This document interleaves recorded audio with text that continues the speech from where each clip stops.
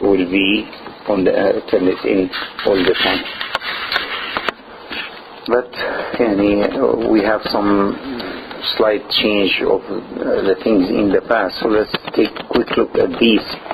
It's seminar type. I expect everyone to contribute. And there will be part of the total grade will be on the contribution in class and attendance. Now attendance, definitely all of us will have some excuses not to come, you and me. And that may happen. But when it happens with me, I'll compensate. I'll have to invite you to come on Saturday or even Friday or other times. But if it happens by you, it's okay, but it shouldn't be more than what can be tolerated. So usually maximum 20% of the total class can be tolerated. And whether the absence is excused or not, it doesn't make really a difference. Okay, so it doesn't mean that if you have good excuse, you can escape more than 3 meetings. The moment it goes more than 3 meetings, and I suggest then that you should withdraw or take an F. It doesn't work really more than, even with the excuses. And all of us have excuses, and so you drop the course. As simple as that. Okay. There's no specific book that we are going to use. I asked for several books to be available in the library. Hopefully some of them are already there or they have arrived. But hopefully that all of them will be there. As usual, we will have I'll send you the outlines. It's ready here. And I will also send you each week what we are going to study in the coming week. So you have it always at least 3 or 4 days in advance. The important change is, well, this is not important. It is important, but not a change, rather. The plagiarism. I'm not going to tolerate it at all. So zero tolerance, in fact, completely. If anyone quotes more than words, independent words, that you have to use anyway, regardless of whether they are used in other articles or not. When it goes beyond words, that will affect the mark. If it takes 4 lines or more, that will be a failure in that assignment. 4 lines or more, it's complete failure. That doesn't mean you cannot quote. You can quote with appropriate reference, with quotation marks. You can quote as much as you want, but you follow the rules. Taking it without reference, without appropriate quotations, and usually when it is 4 lines or more, it should be indented, not within the paragraph, the words themselves. Otherwise, plagiarism is not going to be tolerated whatsoever. The class requirements, we will have 15 to 20 pages, approximately 3750 to 5,000 words paper, term paper, and we set some time for it. And this time we are going to use this format for it. The references, the size of font, the setup of the page, all are in that reference, so you check it there in the MLAF, which is the Purdue University product in Indiana.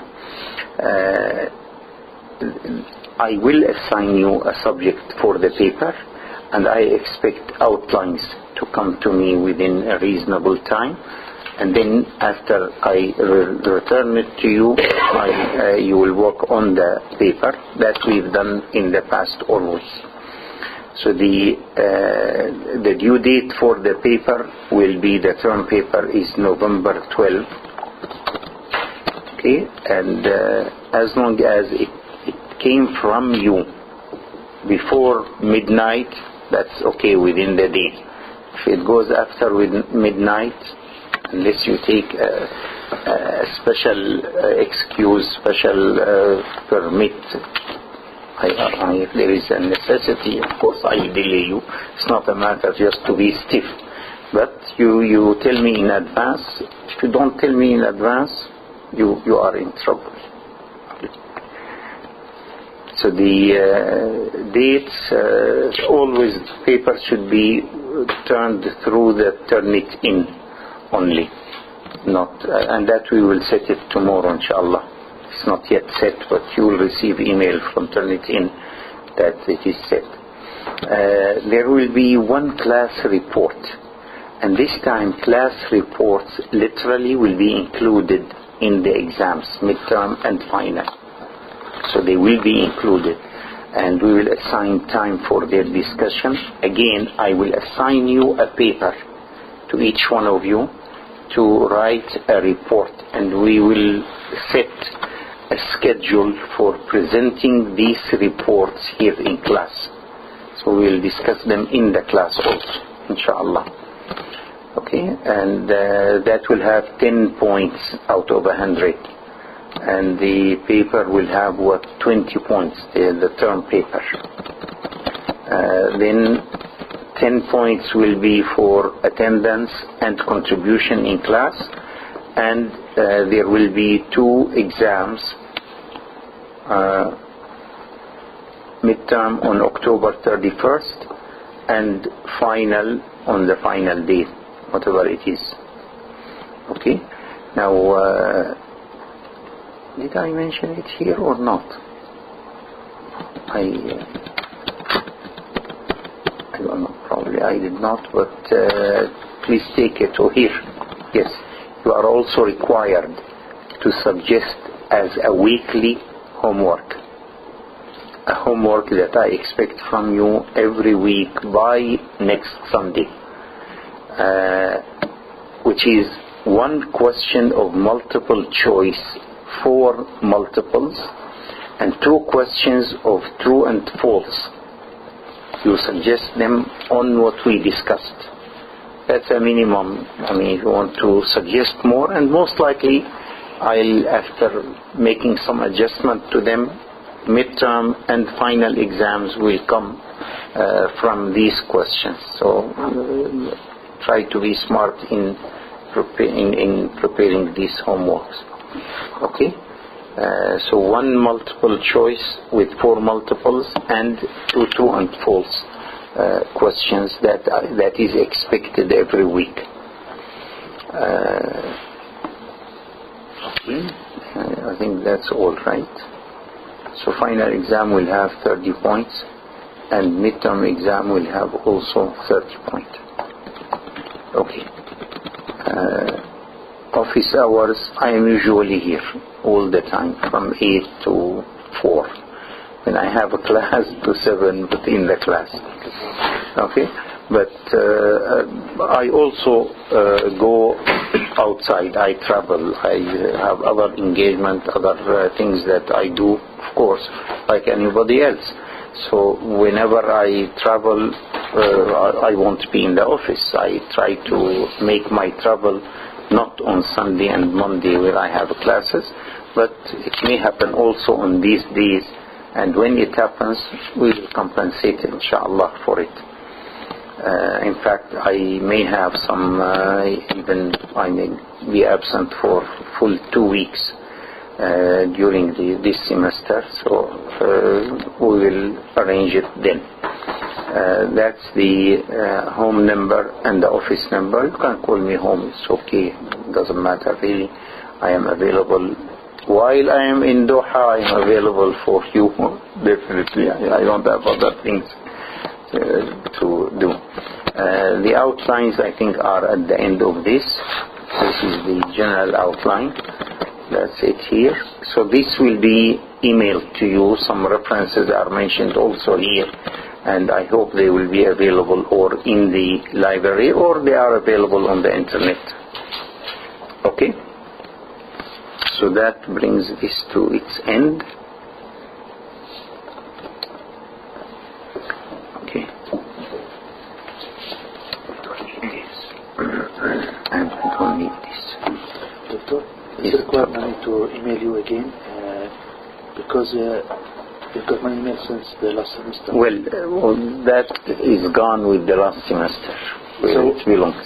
But I can find it. I asked them for all emails, which is here. Now, if you remember what we've seen here, have the emails. You see, it has your emails, but those who don't have their emails here, you don't need to send me your email. I have it here. Okay? So, but those whose registration was later, they'll add them. Probably tomorrow they will give me a final list. Okay? So I have the emails in this one here. The takaful is this one. This one here. Yes. Okay, I tell you what. Please correct it with the admissions office. And check your email. If it's wrong, you will not receive my things. Yani, I'm going to take these from the admissions office. So be sure that your email is correct with them, because we are going to use it in Turnitin website, and we are going to use it also in whatever I mail you. And you will expect to receive from me one email, probably more. But one every week, definitely. Especially at the beginning, there may be more than one, because I'm going to send you the outlines, the guidelines. I'm going to send you the assignment. I'll suggest the proposed schedule for presentations. So the assignment, both the paper that you will summarize and the title of the term paper. So this may take several emails probably, but will be sent to you inshallah all by the end of this week. Okay? طيب. So that we'll take this out and this out, and then what happened?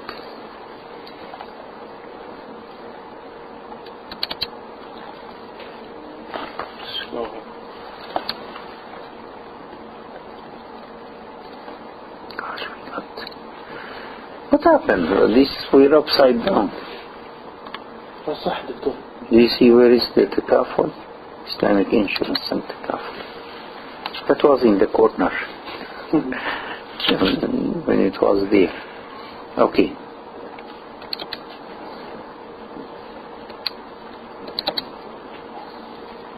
Any question, any comments on this general thing that we discussed, the guidelines? These two people are going to receive a mail?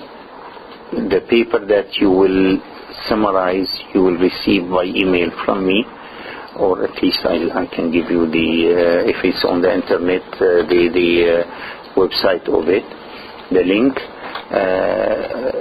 and I'll send you the schedule of presentations and the outline of each lecture, of each meeting. We are supposed to have about 15 meetings, so whether we have them on Sundays or some of them will be on Saturdays or Fridays, that is okay, but we will cover the whole material. Okay? My question was about these two pages which you have, and you just discussed with us in the outline and all those course outline. I will email them to everybody after they become final. Yes, I will email them also to everybody after they become final, and they will be included into the exam. So the discussion we have here will be included also. Okay? So this is, of course, we begin, since the slides are set that way, so we begin with Bismillahir Rahmanir Rahim, and there is a copyright, so be careful. the first session will be introduction to insurance in general. And of course, what is insurance? It's one of the tools of risk management, right? By definition. Why do we insure? Because there is risk. So let's begin with risks. The risk or a risk is a situation that is not desired. We expect a certain flow of events, and then we are afraid that may not turn on the way we expect it, or we hoped for it. Something else may happen, something unexpected, something undesired, unliked may happen. That is the risk, right? Always we don't know when that will happen. Alaykum assalam.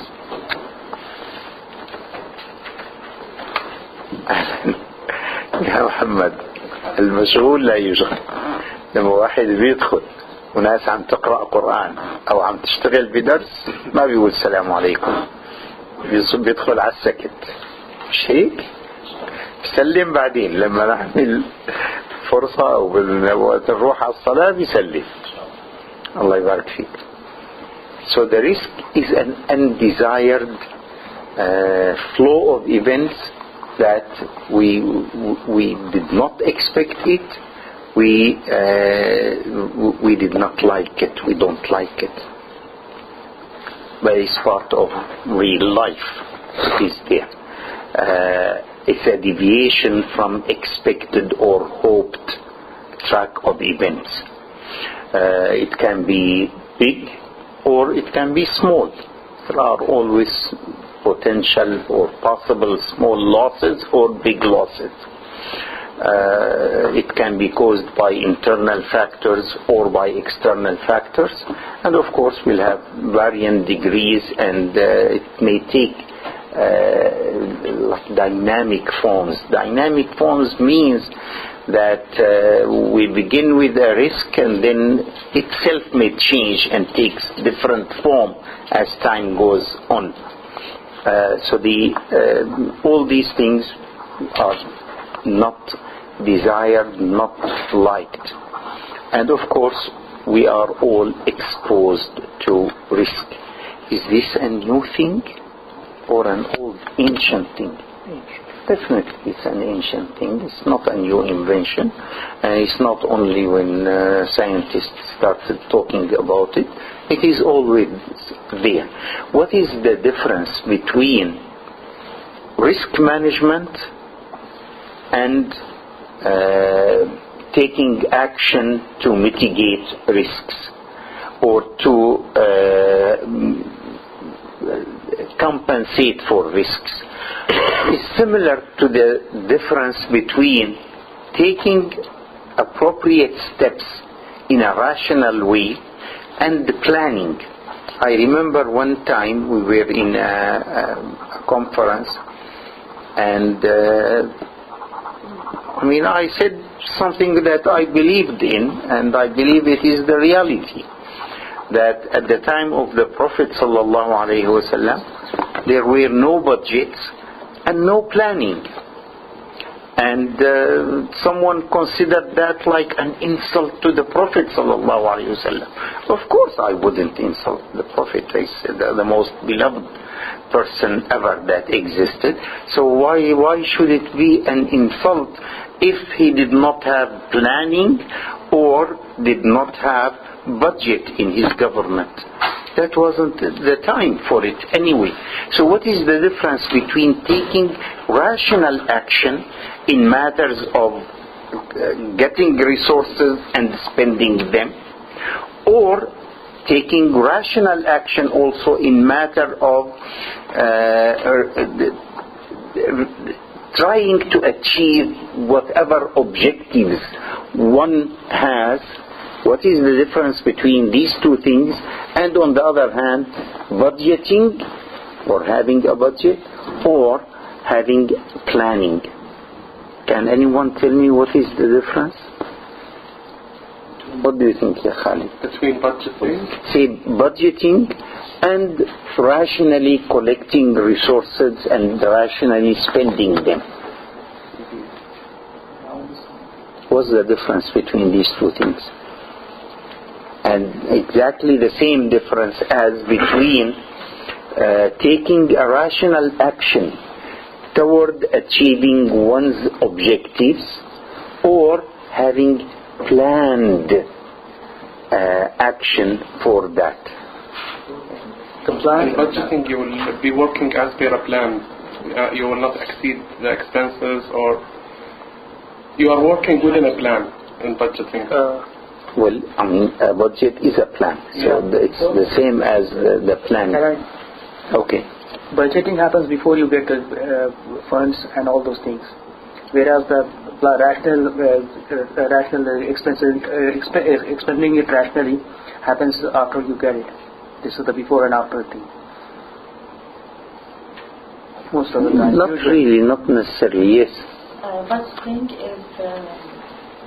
is done through a systematic approach or a scientific approach. However, taking an action is just a rational behavior.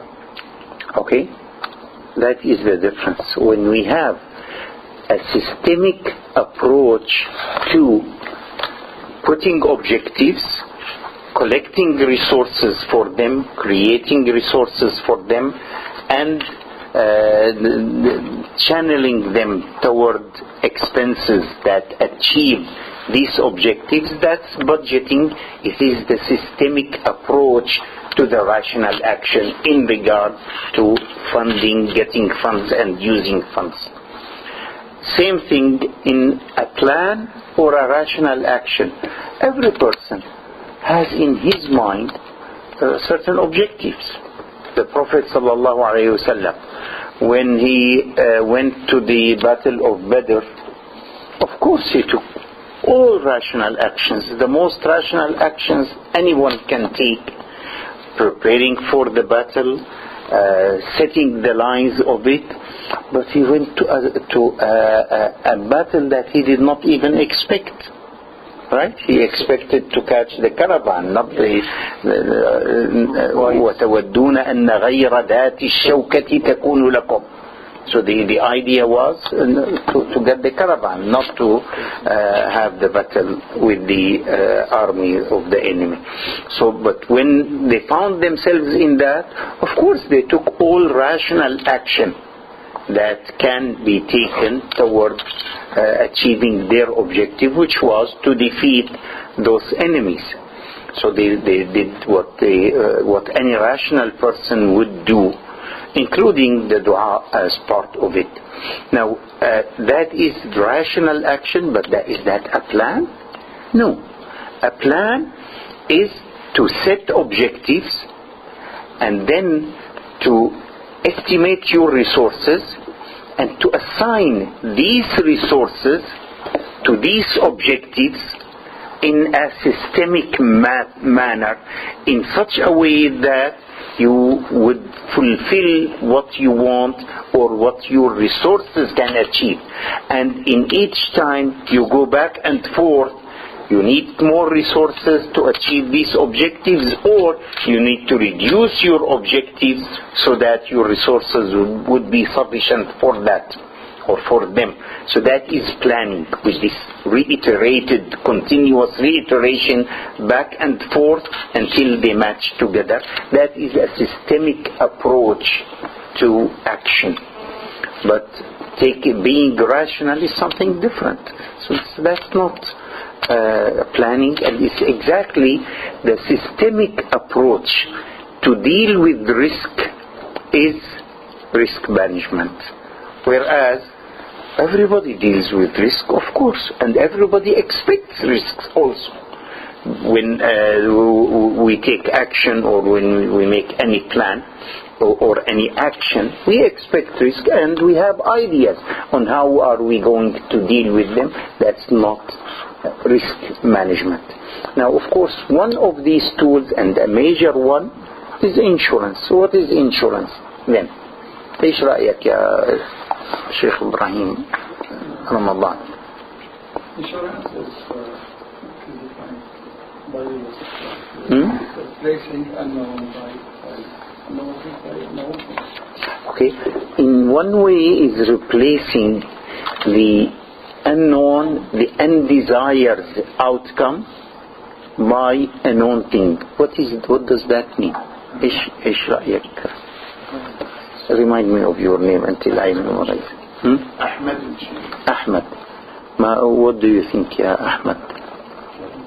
It's like a support or covering something. He said replacing the unknown by a known. What does that mean? And there is something unknown, we don't know. Okay. When we come, we have the support or the cover for it. We will not be worried about it. Once we had the risk. That's why we go for the insurance.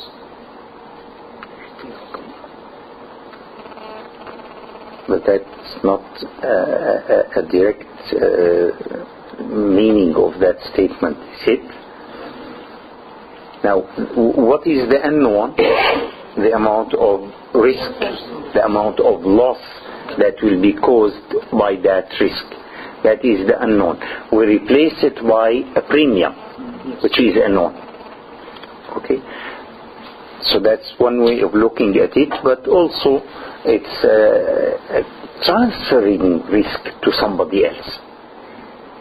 In fact, this is also included in the word replacing the unknown by a known. When it becomes unknown, it's no more a risk, it's an expense, the premium.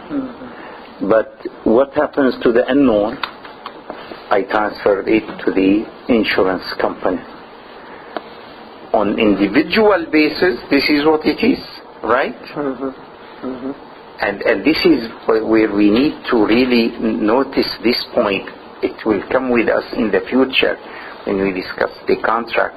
It's very important to be able in our mind to quickly go back and forth between the legal meaning and the economic meaning.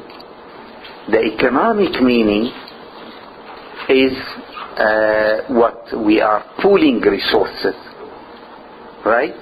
Because can an insurance company work if it has only one customer? No. Of course not, by definition. So it is not the resource of one customer. It's pooling resources to be able to face these risks. So pooling resources in as much as we believe is reasonable to face these risks. Okay. So legally then it's transferring the risk to another party against a payment, which is the premium. But economically it's putting resources together.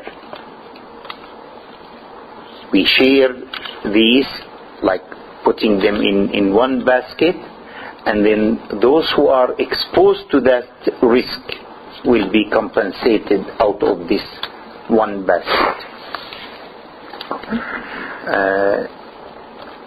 Now, if we go back to the statement, replacing the unknown for a known. Can we look at it in a little bit different also way? The uncertain for a certain, right? Unknown for a known, uncertain for a certain. The premium is certainly an expense, but we were afraid that a fire may take all our inventory or part of it or whatever it is. So that unknown, uncertain part, we replaced it for the known. At this moment, anybody can define the word al-gharar in Arabic? Al-gharar. إيش الغرر؟ It's an ignorance about the nature of the outcome of the contract. هذاك جهالة.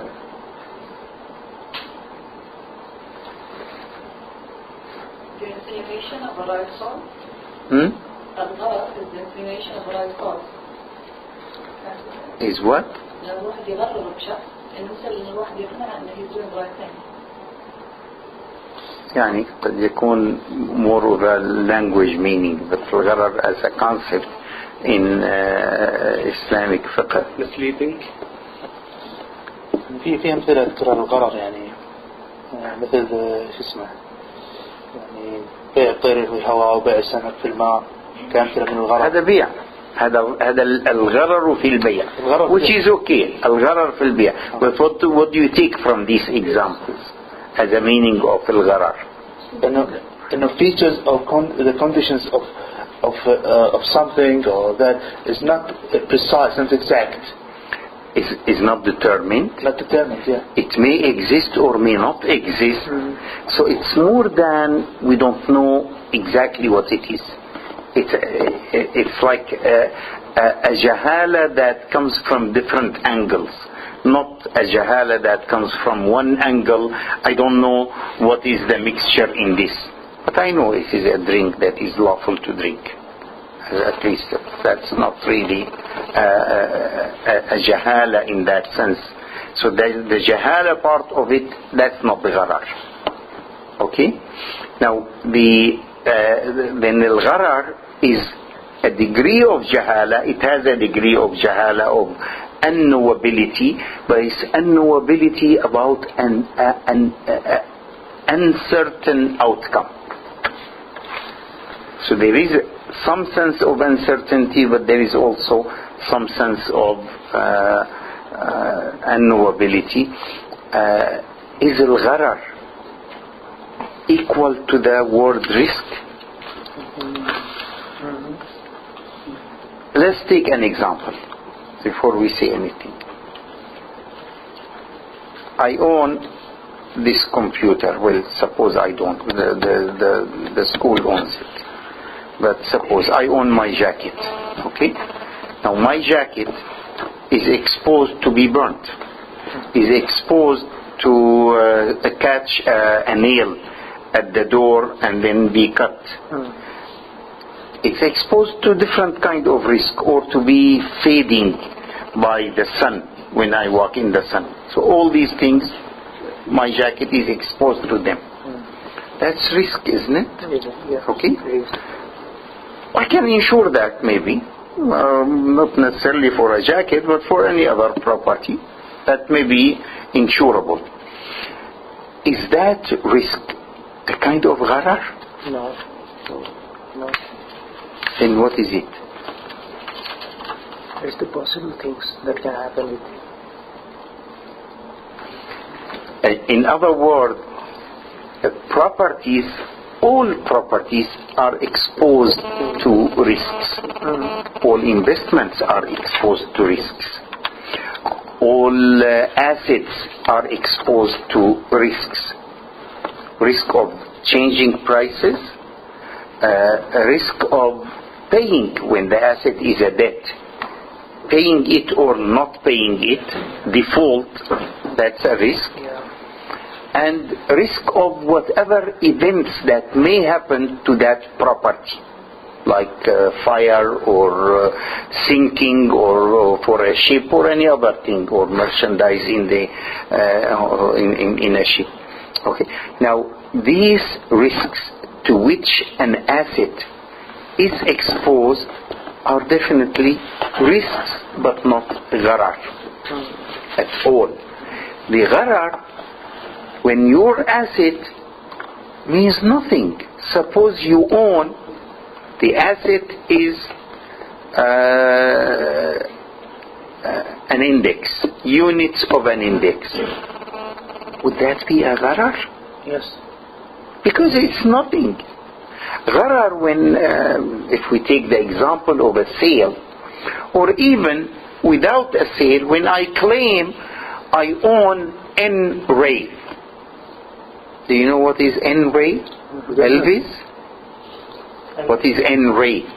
I own N ray, and I own 1,000 units of it.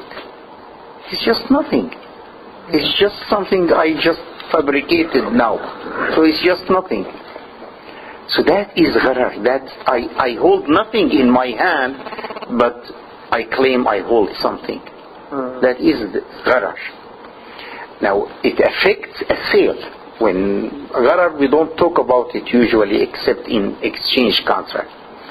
But risk, we talk about it in properties, in assets, in investments, even in contract there may be risks.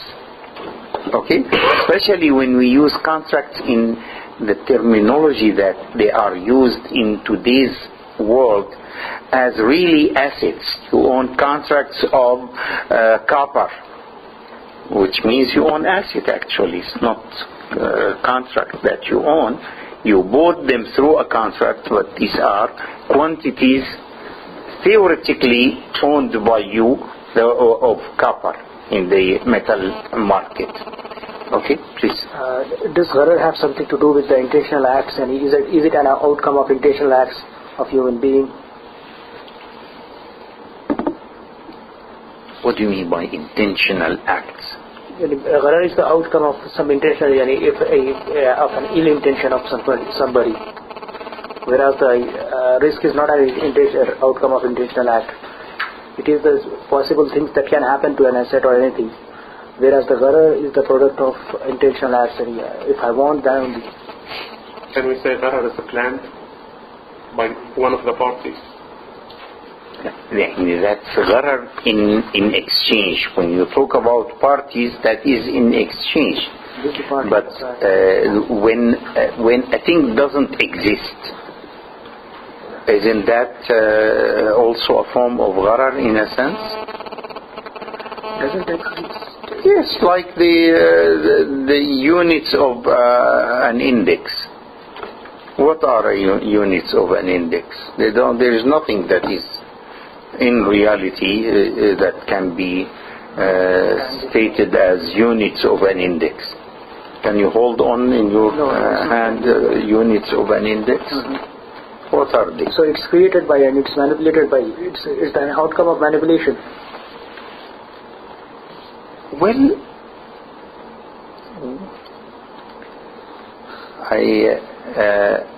no, I don't like that statement. I don't like it. That's why I was hesitant about it. It's gharar. I prefer, in fact, probably you noticed I used the word realism and lack of realism better than gharar. In my opinion, this is more expressive because realism tells me clearly about the thing, whether is there such a thing. And that is, in my opinion, a very important principle in Islamic finance. If that thing doesn't exist, I mean, why? You cannot sell it, of course. Can you sell a thing that doesn't exist? Okay, that's gharar. Sale of what does not exist. Sale of what you don't own. That's gharar. Sale of the thing that is not known, but that may carry high risk. Not known. That's jahala. But when you add to it the carrying high risk becomes gharar. So now gharar is a concept. It comes very often in exchange contract, but it may exist also in non-exchange contracts, like in tabarru'. Can you, what's your good name? Hind. طيب يا Hind. Can you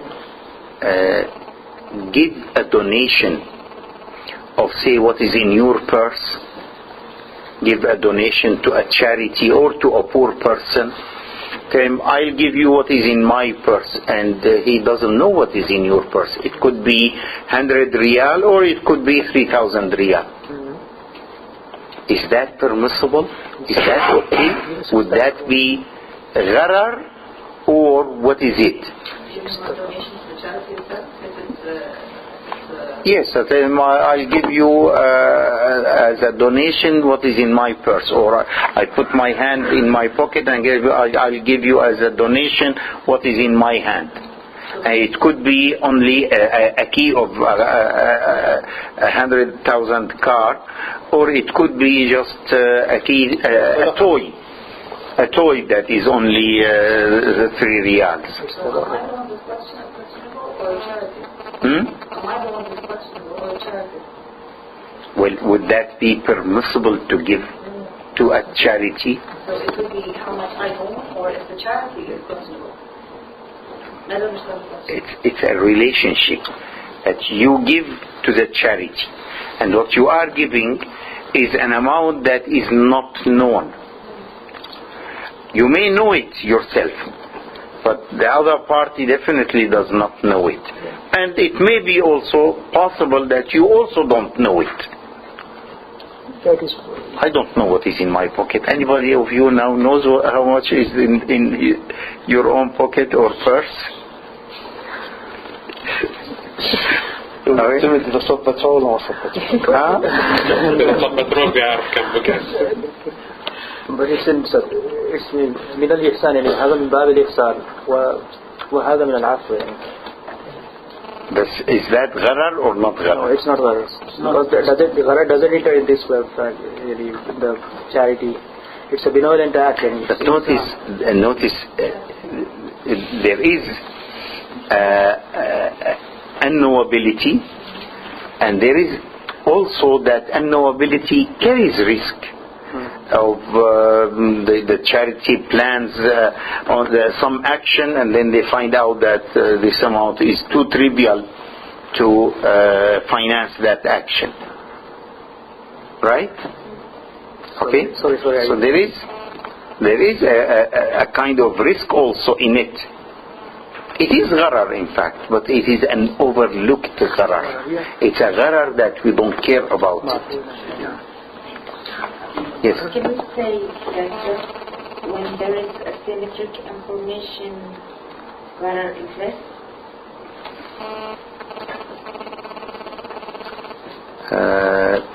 Provided that asymmetric information affects the transaction and not the asset. When it affects the asset, it's a risk. But when it affects the sale of an asset, then it becomes gharar. It affects there is always asymmetric information in regarding the asset itself. Somebody else may know better than me the value of my watch, but I don't have the watch now.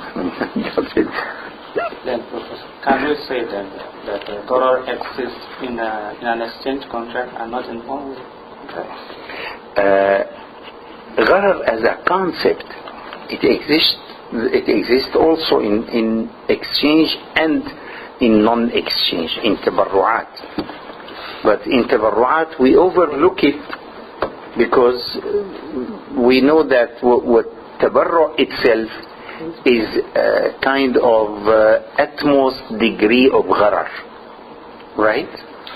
Because in gharar, who said يغرر بالآخر, okay? يغرر بالآخر means a form of cheating, right? So in gharar then, as it is also defined, that on the surface it looks something desired, but in reality it is not. Now that when it exists in tabarru'at, we overlook it because what the mutabarri', the donor, is doing is more than that. He is a loser anyway, whether it's 1 penny or a big amount. He is a loser anyway. So as a loser, you are willing to take that much loss, which is more than discussing whether it is a penny or $1,000.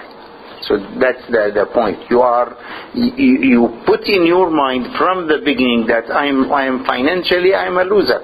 So I'm giving away something. This is why we overlook it, but it does not exist. It does exist, but we overlook it. So the gharar then is that concept of, as compared with risk relates to assets, relates to properties, and all kind of assets, not whether abstract or tangible or intangible. Okay, so the okay, we'll take the next one. What are the where does the insurance come from? What is the history of insurance? I mean, it's okay to go back to the ancient existence of human beings, and then we talk about just attempts of facing certain kinds of risk. Is zakah a form of insurance? What do you think? Is zakah a form of insurance? No. Why not? How about, okay, another example. I'll come back to zakah. The other example is having children. Is having children a form of insurance? No. Yes. Why? You don't have children. Yes, but it is for to make sure that the human race will continue as per planned by God. I used to tell the insurance agents, they come and try to solicit business, knock at your door, that I don't need your insurance, I have insurance. My children were very young then, I mean, we were kids, then 3 years and 4 years, this is my insurance. If I raise them well, they'll take good care of me in my old age, which is a reality, and all societies live that throughout time. So it is an old age, a form of old age insurance, no doubt about that. But what's the degree? Can we say the idea of insurance then started from having children? No. So when we are told that the Babylon and the Phoenicians had some forms of insurance, anyone who runs a caravan, would that person try to have insurance running a caravan? Would we consider having not putting, for instance, all his resources in a caravan, keeping some at home without traveling with them? Isn't that a form of risk mitigation? Yes. It is. So in a sense it is a form of insurance also, because I don't want to expose all my property, all my assets or all my money to the risk during travel, so I'll keep some of it at home, and that's a form of insurance. And if we do it together, would that be also a form of insurance, like what the Ash'ariyin used to do? What did the Ash'ariyin do? Yeah, when it is the time of sorry, I didn't get the proper word for it. Okay. It's not maja'. When they travel, what do? They put their food in They put all their food together and they start eating from it, all of them together, in a way that is kind of rationalized. So they will make some form of ration or rationing of that food to everybody, so everybody will survive, and we won't be faced with a situation that some have surplus food and some are hungry while we are traveling together. So now would that be a kind of insurance? You can call it kind of insurance, but it's a little bit too far. It's a little bit far. So when you talk about Babylonians and Phoenicians having insurance, yeah, it's a little bit far, although they say it in the books. I don't like it really. Okay? Shipping trades at the Roman times have certain forms also of insurance that if a ship gets sunk in the sea for any reason, for any turbulences, the people who are back home will collect some donation and pay to those who lost.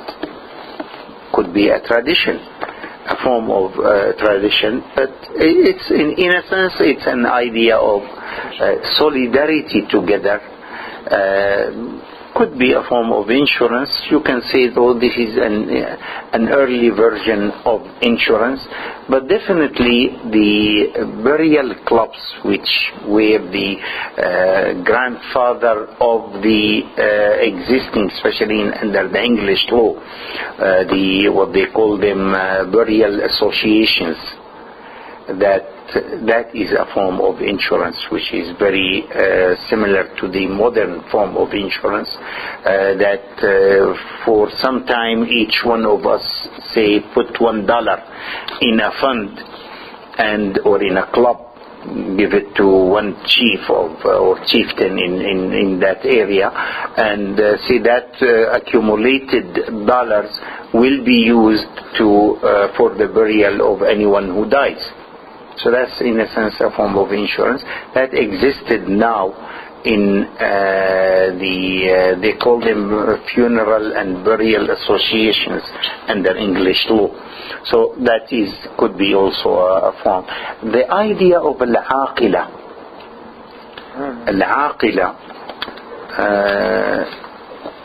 Reem, do you know what is al-aqila?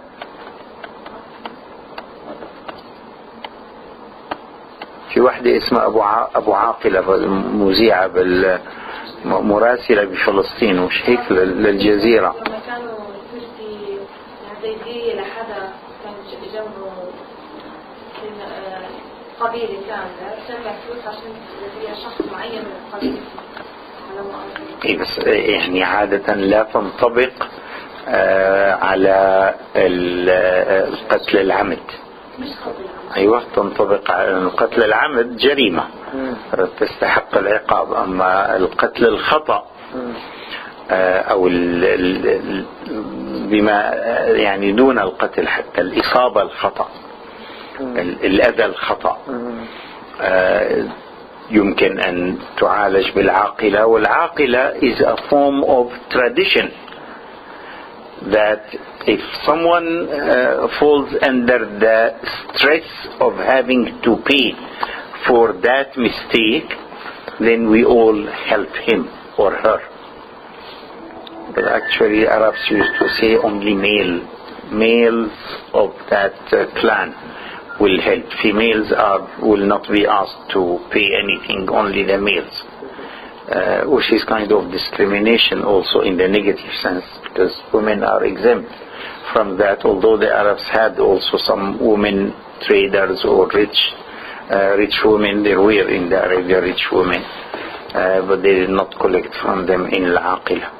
It was only for male. And I don't know why our fuqaha took it also that way, which seems really really questionable. So what if it was at that time only collected from male, because females were rare who were rich, although they existed. But if it were an Arab tradition there, do we have to carry it in Islam? I don't know. I have another thing which I don't have an explanation of, and unfortunately it is there in our contemporary mirath.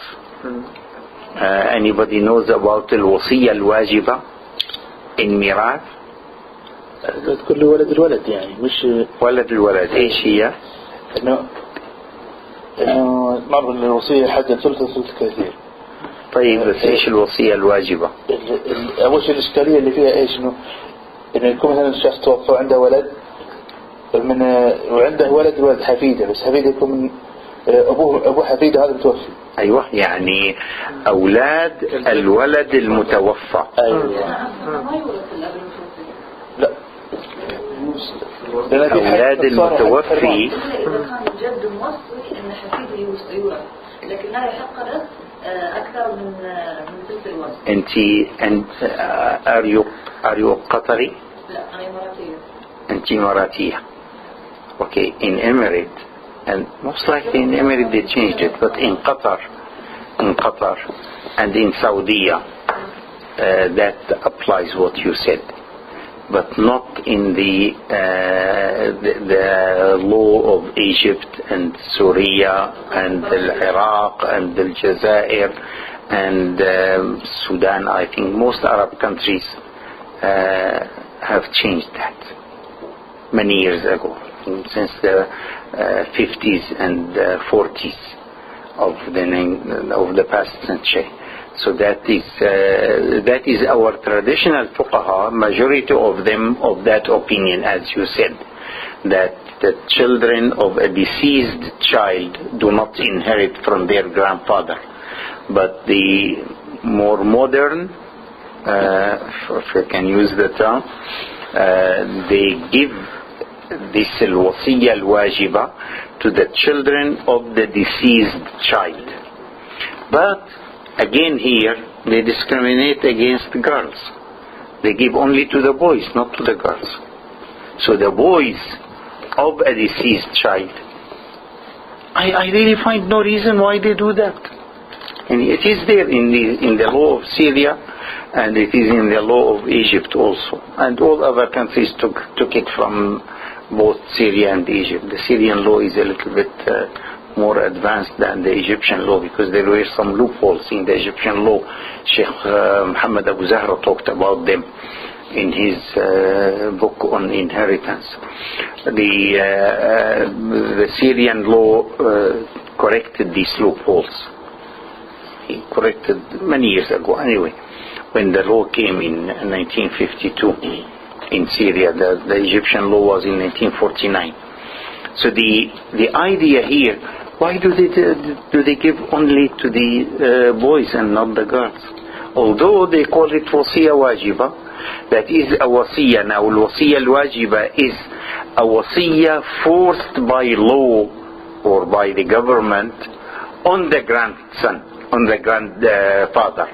That you missed making it, but we force it on you. So we assume it as if you did it, but we assume it by law. That's why it is wajiba. But quite few of the ancient scholars have mentioned that. But it's not exist here. Here in Qatar. No. Well, we will change it. عندنا مثل يقول من ما تبوع على عهد يده ما له إلا لطمة على خده. أيوة. يعني. But I told you, I think it's still until now in Qatar. This is an influence of the Hanbali school. It's not really the other Sharia. الحنبلي يقولون الولد يورث والولد والمرأة تورث النص، لكن شرعا الدين الإسلامي يقول لا الحفيد لا يورث، لكن هو من اليد كل يحس على نفسه ويوزع. احنا عندنا مثلا في أهلنا اللي توفى مثلا أولادنا وزع الورث في حياة عينه. يعني أنا خالي توفى، ابنه البكر توفى، وزع وكان مقتول، وزع قسم تقريبا حتى أكثر من الورث الطبيعي حق الولد هذا قسم ليا في حياته. عطى الصبيان فقط ولا البنات؟ الولد اللي مات كان له منه 5 أولاد، وكان ذكر وكان أغلى واحد عنده، ومات لأن أبوه أرسله من حد، وهذا الحد قتله. طيب بس لما قتل ولما وزع هل أعطى الصبيان فقط الأب؟ عنده بنات ثانيين. احنا عندنا في الإمارات يوزعون الورث في حياة الواحد. أنا أبوي وصيت جازته موزع كل العقار اللي عندك والأملاك اللي عندك في حياتي أنا. احنا عندنا مثلا للأسف مثلا عندك في قطر أنا قريب ما ألاقي حد قطري ورث أبوه بطريقة طبيعية. يكون الابن الكبير أخذ كل الورث، والأخوان الصغار اللي من الزوج الثاني أو الثالث ما لقوا إلا بس يمكن يعني أضرار في الجوفة. لا يعني we don't want to go too far out of the point. The point that I wanted to make is in the traditional fiqh there is no wasiya wajiba. Some scholars, classical scholars like Ibn Hazm, like some scholars in the Hanafi school hundreds of years ago talked about this idea that the government can impose on the grandfather its position that if you did not write it yourself, we will assume that you wrote it as a wasiyah. That's why it's called wajiba, meaning that if you missed it, we will force it on you to give a share to the grandchildren. But what they did in these laws, Syria and Egypt and Iraq and most Arab countries, now in Saudi there is no law of mirat. All these other countries have law of mirat. Do you have a law of mirat here or not? Or you go by the fiqh only? بس وهذيك شريعة كمان يا أستاذ. الضوء تاع سوريا وتاع مصر كمان شريعة مأخوذ من الشريعة. more advanced country يعني احنا وصلنا على قانون الأسرة هذا وقفنا عنده. أيوة يعني كان رحمة الله عليه الشيخ علي الطنطاوي in the television of Saudi several times he insisted that you should have a law of usra. You should have in Saudi a law of usra. He used to insist on that, and always whenever he had a chance he used to say it. But he was permitted, I mean exempted from attacking the traditional mashayikh. He was permitted to attack them يعني on his own. That's the only person. في الميراث اللي هي في حل الرزق العصبة. لا احنا كنا نتكلم عن العصبة. اي الذكور يورثون دون الإناث. شلون؟ يعني لا لأنه الذكور يعصبون الإناث. لما يوجد ذكور وإناث of the same category الذكور يعصبون الإناث إلا في حالة واحدة هي الإخوة لأم.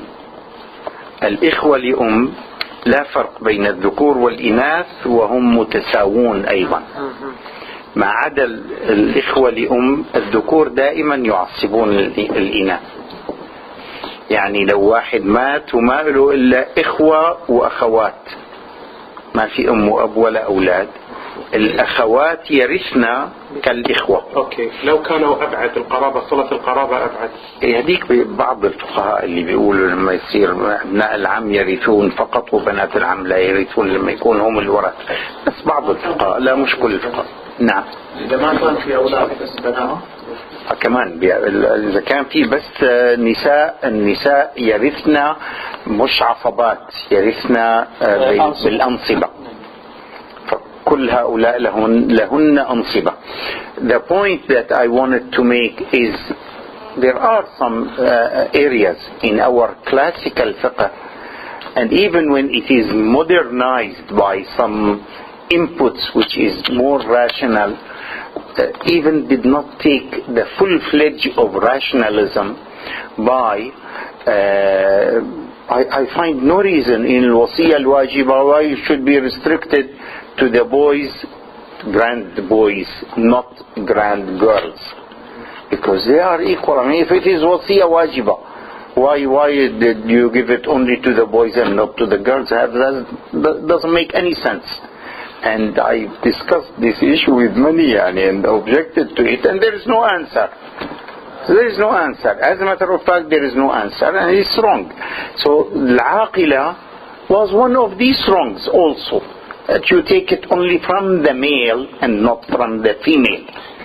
And anybody can mention an incident about al-aqila, a famous incident, which is taken as reference in the fiqh of al-aqila. Anyway, one of the papers will be on al-aqila. One of you is going to,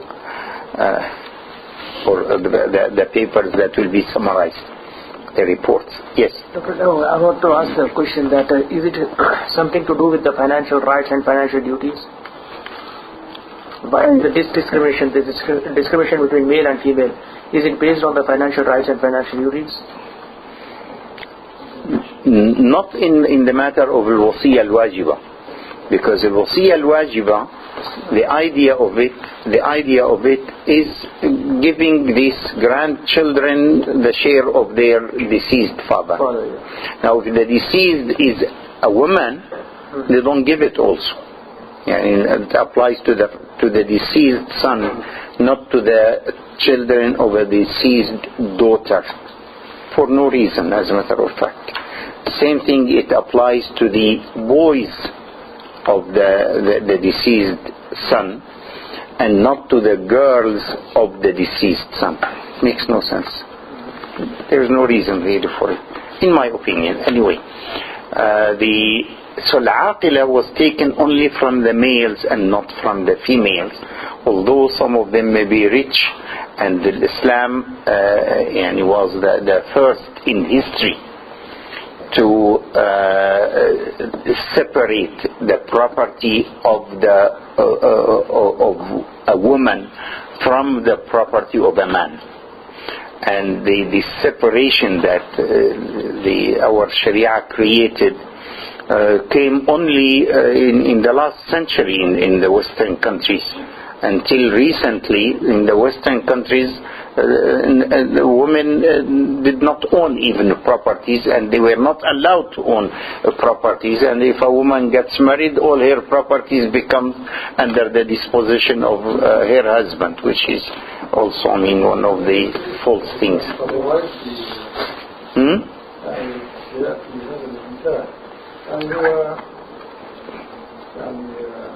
بجانب المرأة لو تدار المرأة لا يحق للرجل أن يأخذ من تملكه إلا بإذنها أو نعم of course. تركوا النساء لا يأخذون من النساء لأنهم أرادوا أن يحترموا but when they are capable, they should be responsible like anybody else. Are they less responsible in the society? So al-aqila is an Arabian tradition, but it was taken as it is. And the example we have was applied at the time of Umar, I believe, because the tradition was that way. It's a major important example, and there is a reference in this case when Umar called on that lady to give witnesses, to give her witness, and the lady was afraid from Umar, that Umar asked for her to come to him, and she had miscarriage on her way. She was pregnant and she had miscarriage on her way. By the time she reached, she was in real trouble, and the fetus was gone. So Umar asked Ali, who was his judge, what should we do? He said, well, you have to pay al-haqila. It says you pay the diya for that fetus. It's your responsibility. You should have assured her in advance, not just call on her, come on to Umar. You should have assured her, well, don't be afraid, it's only I want your words for the incidents that you've seen. I want you only as a witness. You are not accused of anything. You are not called for anything that may be undesired to you. So that diya was paid by all the male family members of Umar, not by him alone. So was collected from all the clan. Now, in Europe, in the 14th century, there was some form of insurance or solidarity for ships that sink. And especially remember that was a time of the pirates throughout the Mediterranean. or piracy was very common during these times, and so they created some kind of clubs or solidarity that if any ship is conquered by pirates, or if it sinks in the sea, then the others will bear part of that loss. Won't leave the whole loss on the owners of that ship. But with time, when we reach close to the end of the 17th century, 1688, that became an insurance center in the real sense. So we can say that the real birth of the idea of insurance, let's pull our resources together in advance, because there is a risk that may happen. So that's of course that is in more in the economic sense than in the legal sense, but the legal form came later also. In mortality tables, this will be also assigned to one of you to look into mortality tables and explain them. Mortality tables are tables that don't look only at the life expectancy of people. Of course, life expectancy varies according to many other variables in any society. There are many variables in it, but we assign also certain percentage of the risk to each age group. In other words, we create a form of premium, assigning percentage of the expected risk. Means that we create a form of a premium. If that person at that age group pays along with others that much amount, we will be able to cover all these cases of death that may happen in the whole pool of insured. So this is the idea of the mortality tables. That is, it's life expectancy plus assigning certain part of the risk to each of these groups. And this started by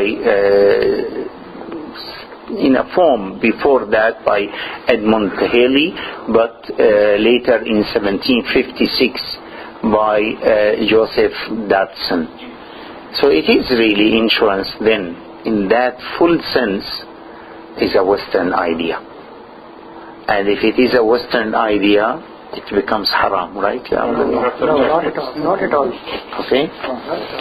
It doesn't become haram. So we look at it fresh. We have to It can be or it can be halal. Yeah. So right? we have to examine the idea. So we have to examine it and look at it, whether it is haram or halal. It's not, the criteria is not that it came from or it was born in the West.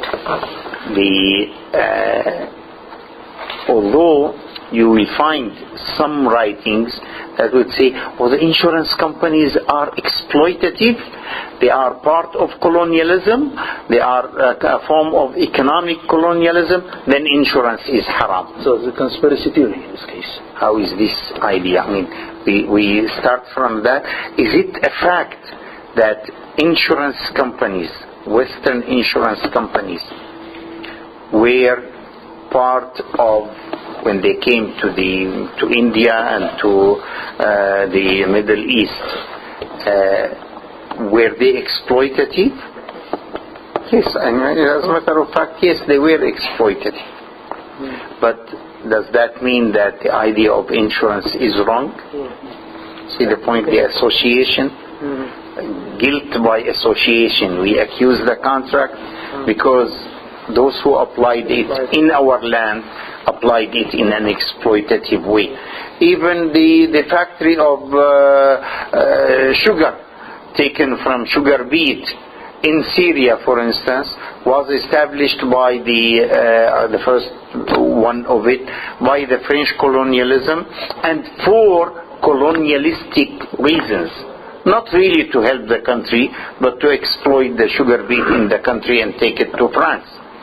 So does it mean that having a sugar beet factory or factory to take sugar from sugar beet is wrong? Well, it's not. So this is guilt by association is a Western practice, but not an Islamic one. So the idea then, insurance in its contemporary form at least, is a Western product. The idea of preparing for risk or dealing with risk by pooling resources is not really Western. It was before Islam Arabic, and I'm sure it existed in other societies. The whole tribal system is based on that in all over the world. So on that internal solidarity between the members of the tribe. So the pulling resources together to face forms of risk that usually individual persons could not face or were hard to face by them was an idea that existed all over the world, but when it takes the form that we know today as insurance, it was only done in the Western countries, especially in Europe and in America. In 1957, the first life insurance company was created by the Presbyterian Synod of Philadelphia in America. I don't know, it's just a name. It's not Cyanide.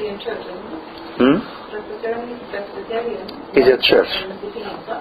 Presbyterian is a church. So it is probably it was related to church, or was like you have in many countries the democratic Christian part. It's not really Christian, it's only democratic, and sometimes may not be even democratic, just a name. So now life insurance is what that insures your life, that guarantees that you don't die, right? No. It's gambling on the will of God. Some of you, maybe I mentioned that story before to some of you.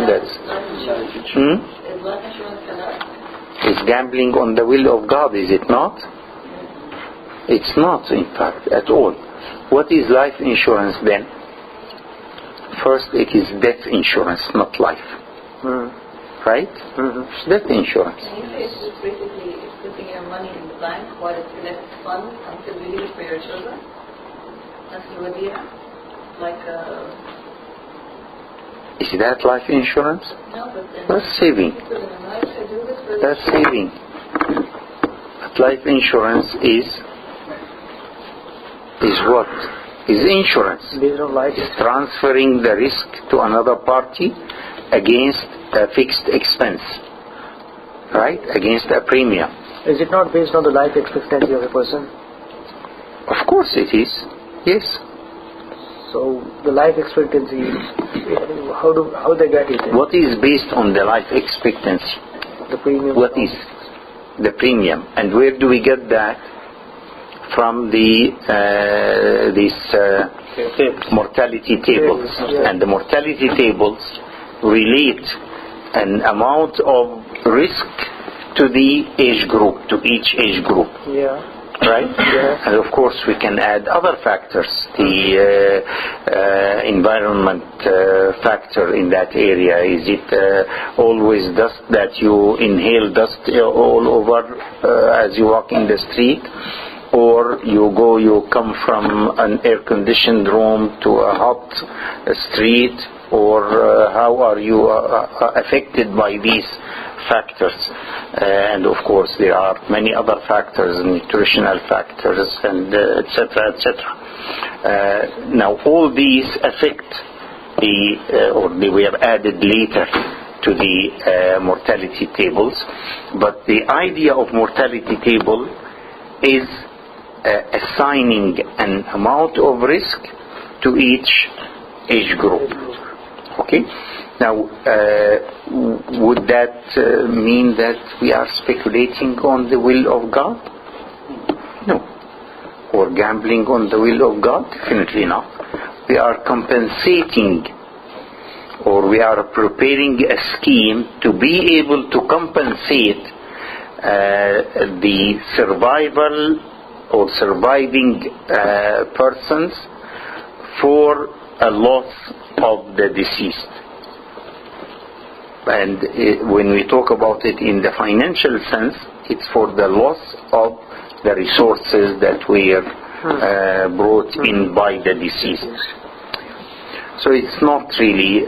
Now, you asked the question, Hind, is life insurance permissible or not? Well, we'll discuss it as insurance first. No, is it insurance or not insurance? Is insurance permissible or not? That we will discuss. I mean, throughout the whole course, this is what we will discuss all the time.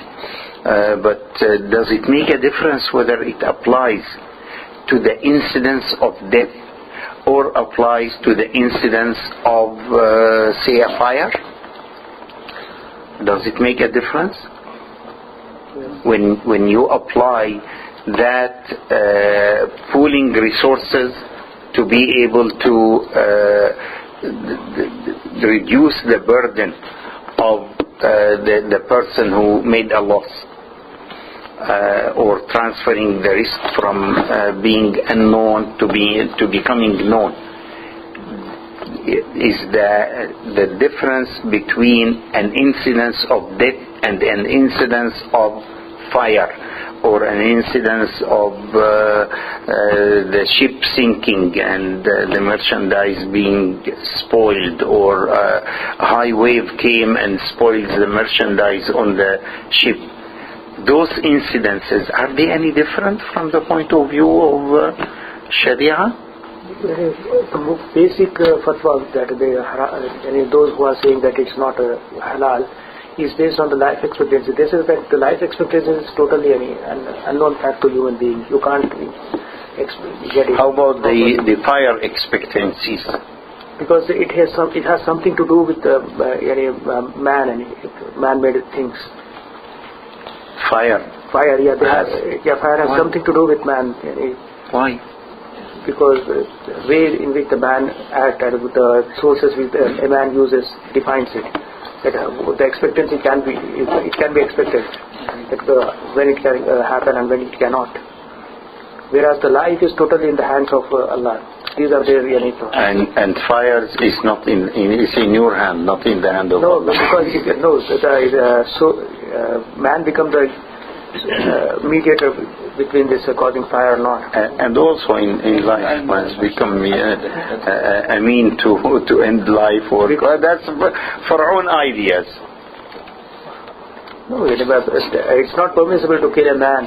Whereas to cause fire for cooking or doing anything anywhere the man needs the fire is permissible, and that can happen, turn into an accident due to some reasons that can be exterminated.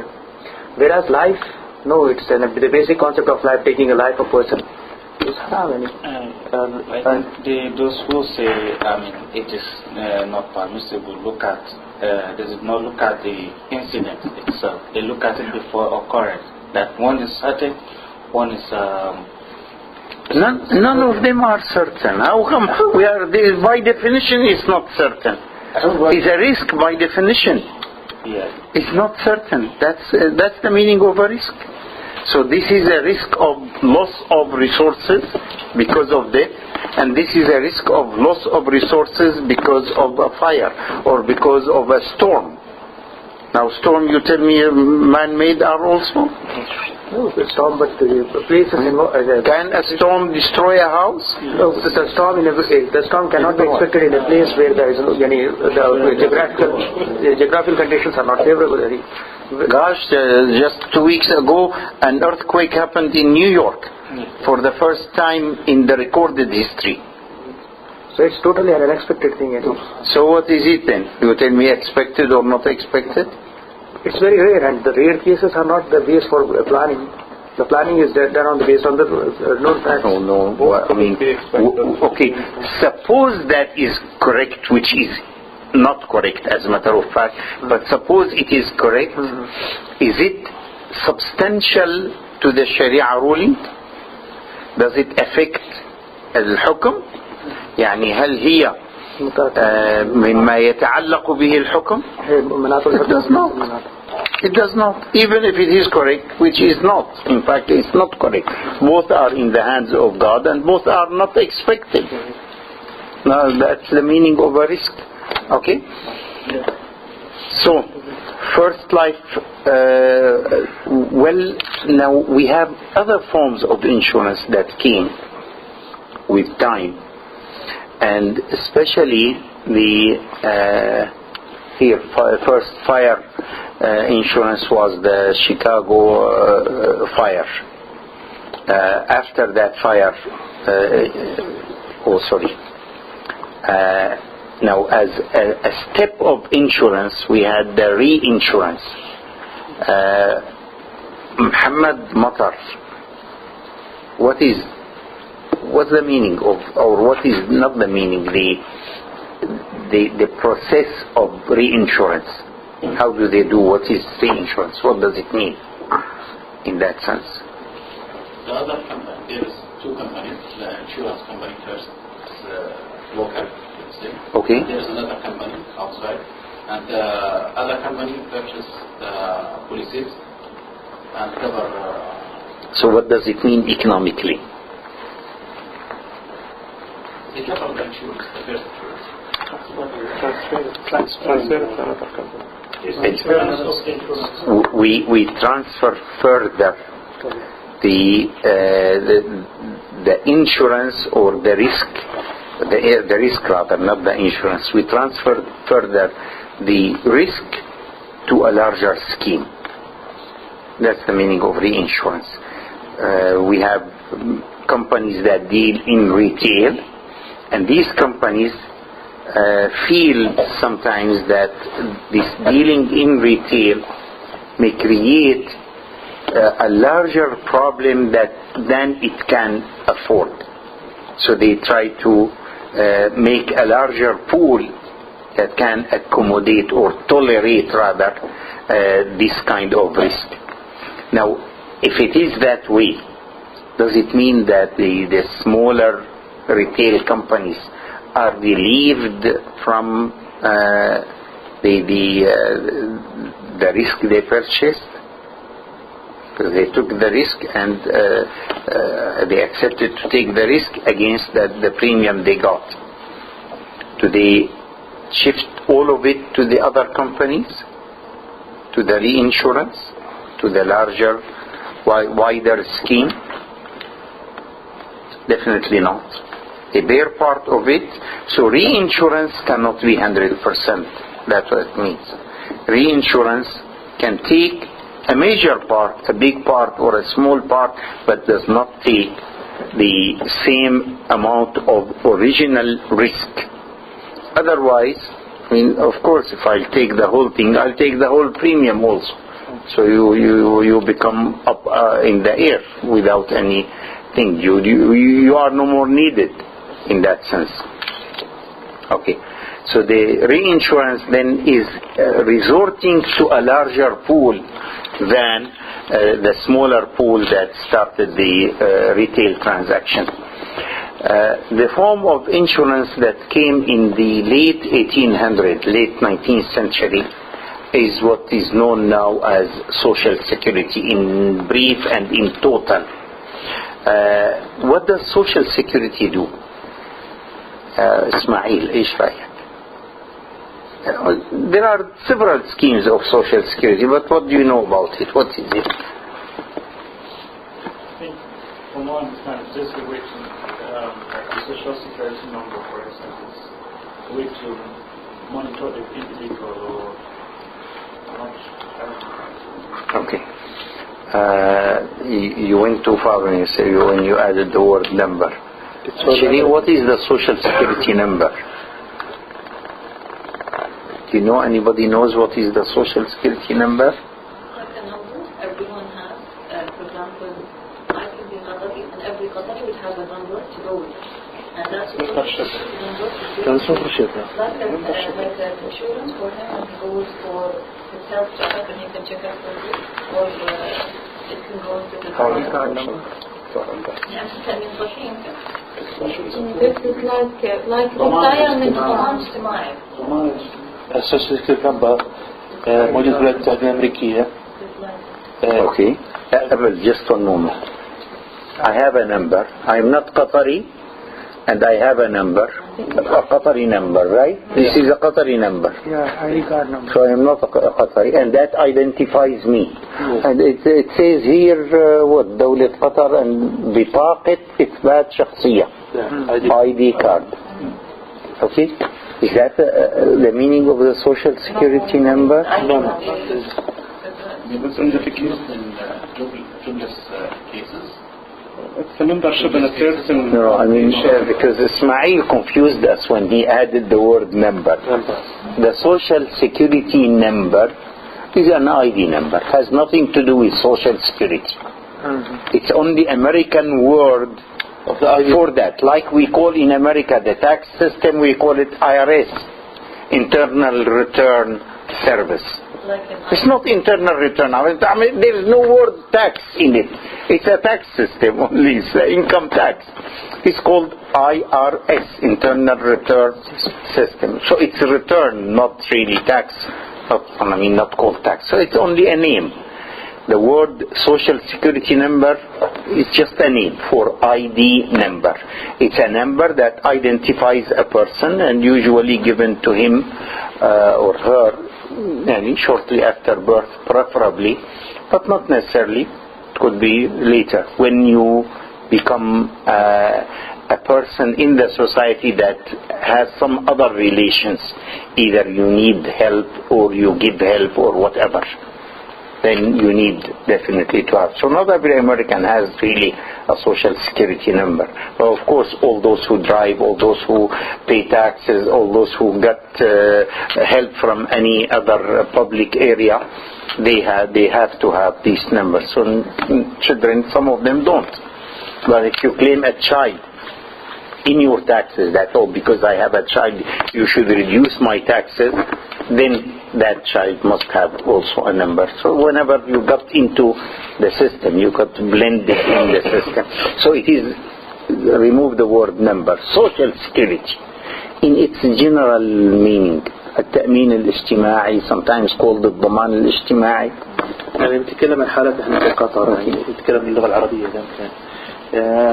مثلا أي موظف في الدولة سواء قطاع عام أو خاص يدفع جزء من راتبه إلى صندوق التقاعد والمعاشات الضمان الاجتماعي أو يسمونه ضمان اجتماعي.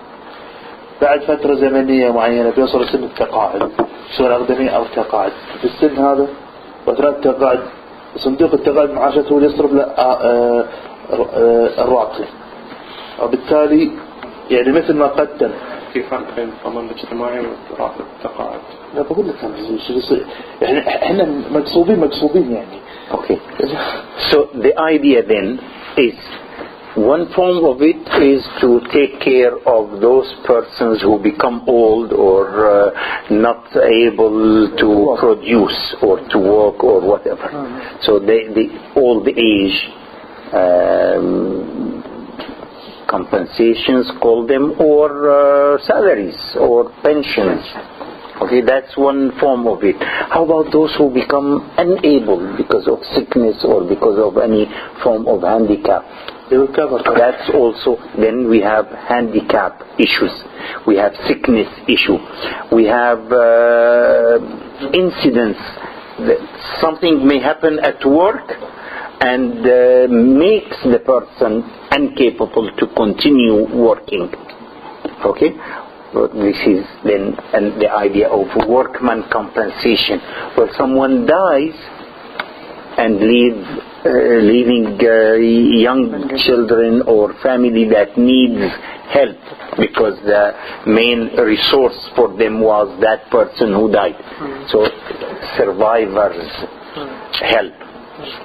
All these forms are under one banner, generally called التأمين الاجتماعي or التأمين الاجتماعي, or including pension of old ages, but generally called that way, or social security.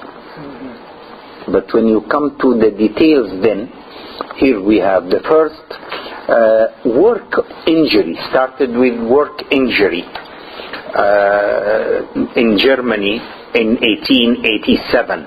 The first law of work injury came in Germany in 1884. You remember I asked the question, what is the time of prayer? I think 5:44, right? It's about now. Okay, a few minutes. I asked the question, is zakah a form of insurance? Well, between you and God, yes. دكتور الزكاة إذا عرفنا مصارف الزكاة الثمانية يعني في قوله تعالى إنما الصدقات للفقراء والمساكين، وذكر المصارف الثمانية، ذكر منها الغارمين، ذكر منها الفقراء والمساكين. طبعا هنا السؤال يعني هل الفقير هو يعني من وجد من الأساس إنه فقير ولا كان مثلا مقتدر ثم تحول إلى فقير؟ طيب يا راشد، هلا this is the last time we will allow you to speak in Arabic. I won't speak in English. Okay. خلاص your turn is over. Thank you. If we look at the expenses of zakah, these headings that are mentioned in Surah number 9, we will notice that it is in fact a form of insurance. If someone falls under debt, we'll help that person. If someone needs his or her income is not sufficient to cover their expenses, then we give supplement. If a slave needs to be liberated, we help that person. So if someone got lost in the desert, Ibn Sabil, we'll get him also. So it is really a form of insurance, but a form of this kind of insurance, the social security, not a form of the individual insurance. Yet there are differences, many differences.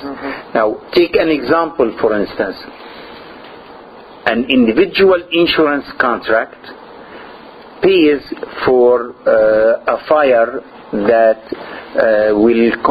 consumes, for instance, 50% of the inventory whose value was $10 million. So $55 million loss went out. Would you compensate that person from zakah? He still owns $5 million. You don't. So the system of zakah is based on a different formula than the insurance concept. Is one of them a replacement of the other? No. One of them can supplement the other, can help in some of the areas that the other does, but it's not a total replacement of it. تفضل.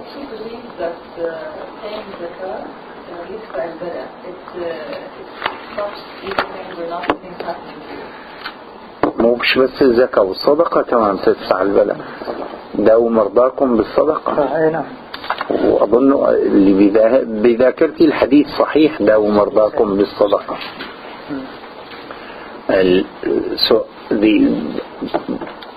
But that's a different form of insurance, definitely. But still, zakah and sadaqah in general is, in a sense, it fulfills some of the objectives of insurance, and insurance fulfills some of the objectives of zakah, because like life insurance, instead of leaving the children in need, so they will receive zakah, they will get the insurance, they got the value of the policy and so on. But none of these is a replacement, full replacement of the other. So let's take quickly, these are just quick information, and then we'll break for prayer. Liability, public liability insurance came in the late 1880s. Then the great expansion of insurance in the 1900 and the 20th century. That's 1800 and 1900 especially. Most of the forms of what is known now as social insurance or social security came by laws and came as government actions in different countries. But so these two slides, or maybe more than two slides, talk about these disability insurance, survivors insurance, that is helping the family. Work injuries, unemployment in some Arab countries and Muslim countries came later. In where is it?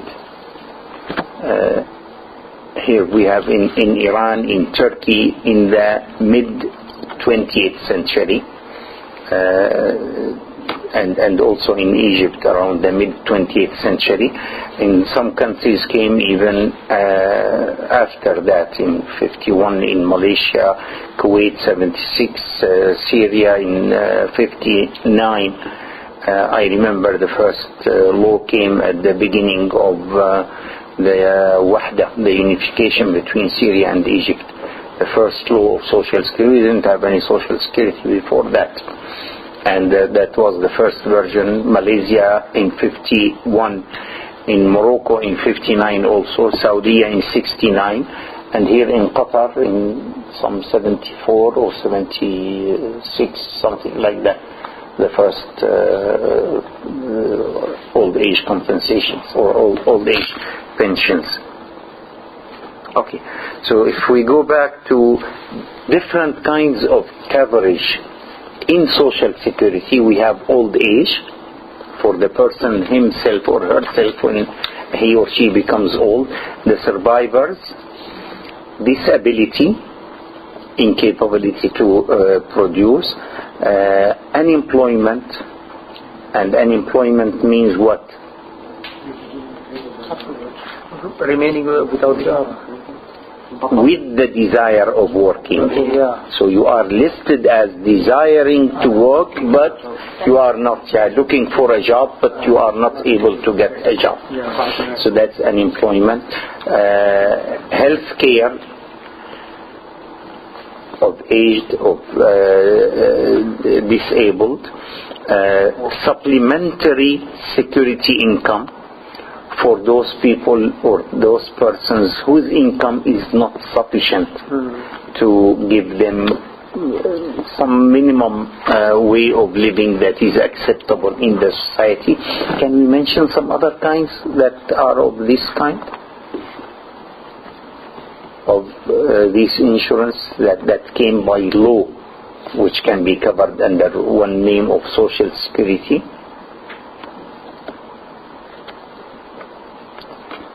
Any others? Maybe expand on the health care. It's not only for aged and disabled, but for children, for instance. Health care for mothers, birth-giving mothers and children. That's a form that also was enacted by laws. Other kinds of insurances came, but came, as we will look at them later, on private basis. And they came by law. Any example, Abdul Wahab? Car insurance. Car insurance has become a legal requirement almost everywhere. It's required by law, but required to take it on private basis, not that it is provided on a society level by the society itself. like these forms of social security banner. So car insurance is not under the social security banner. Most of health insurance is also not under that. It's different, a little different. Okay, so let's go for prayer, and we will discuss this slide after prayer, and maybe we'll go after it. Can we come back at 10 after? So we'll take only maybe 15 minutes maximum. Okay?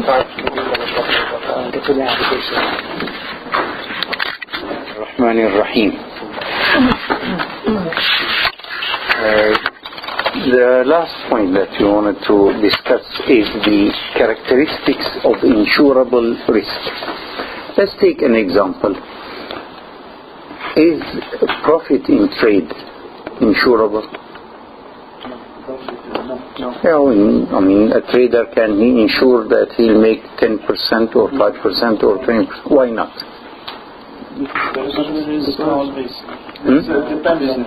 It depends on the many factors which are not taken into account, which cannot be taken into account as a whole. Okay, so it has to be calculable. It has to be definable. It has to be something that we can is affected by the large number also. Okay, so the characteristics of the insurable risk are large number of similar exposure, like car drivers. Car drivers have similar exposure, similar kind of things.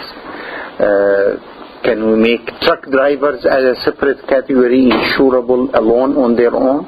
It could be, because the kind of risk they are exposed to may be quite different from the car kind of risk to which the driver of sedan cars are exposed to. It has to be identifiable and in a definite way. Like, for instance,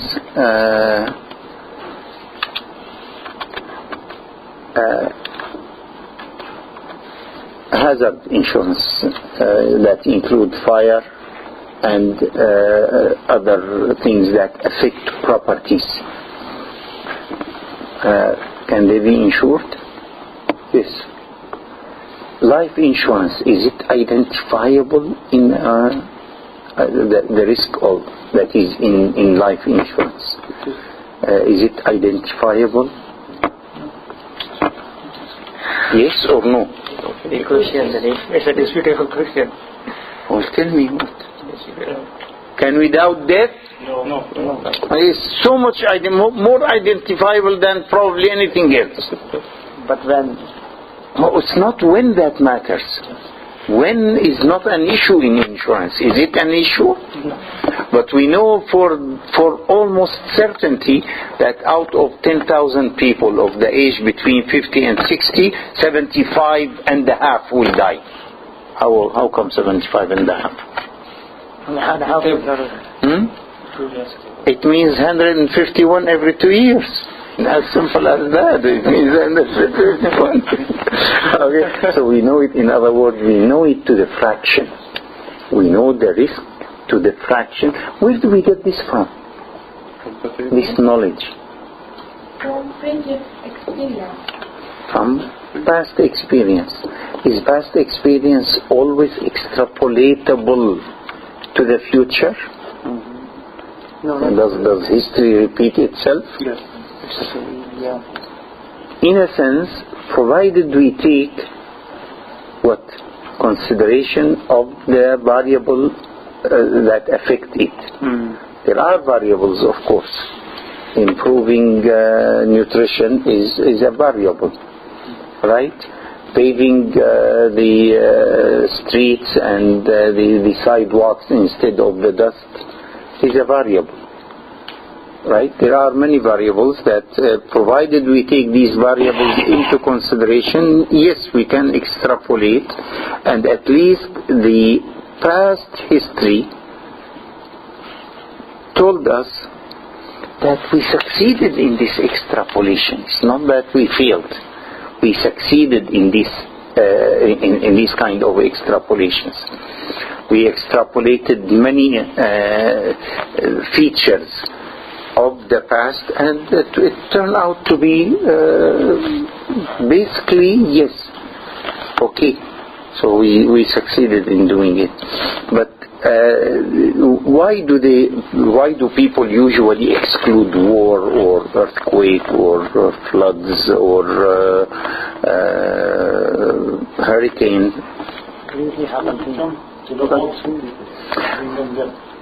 Now, anybody remembers what happened?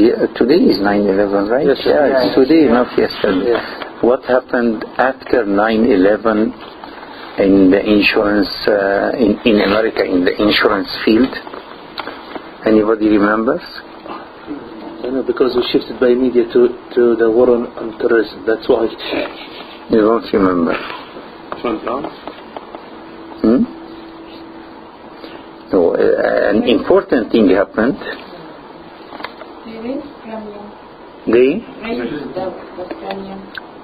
Not really, no.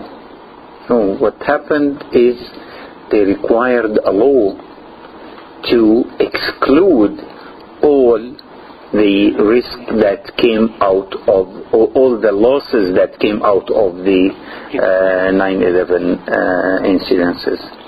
So insurance companies were not required to pay for any of these losses of the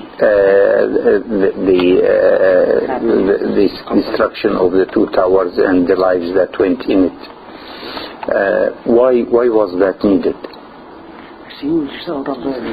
Because we were faced with something that goes beyond all the calculation, all the identification. You could not identify that. Okay? Now, how do you have the right to do that? Well, it's not really a right. It's a law that came. It's not. It's a law that is exactly like the law that compensated banks for their wrongdoing and compensated other financial insurance companies for what wrong did they do by insuring the mortgage-backed assets. But they did something wrong. Well, they shifted it to the taxpayer. Yes, when you have the law in your hand, you can do any of this. Yeah. Okay, so it has to be also, in a sense, that's something that relates to human capacities. So the premium cannot be made high, so much high that only a few number of those who have similar risks can afford it. If it is that way, then it will not work, because we need the large number. Okay, and they limit the risk always to certain categories. How about the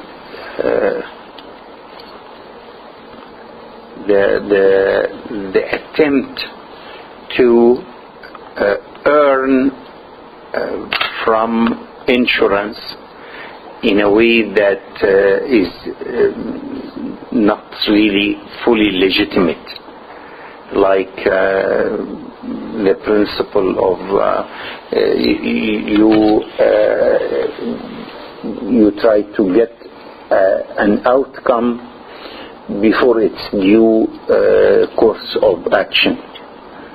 You get some result when it's not yet time that this result can be taken normally.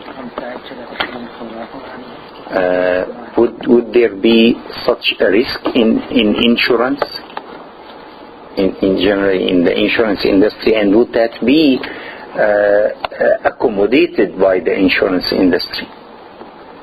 يعني ما يشبه من استعجل الشيء قبل أوانه عوقب بحرمانه. Would there be such a rule in the insurance business?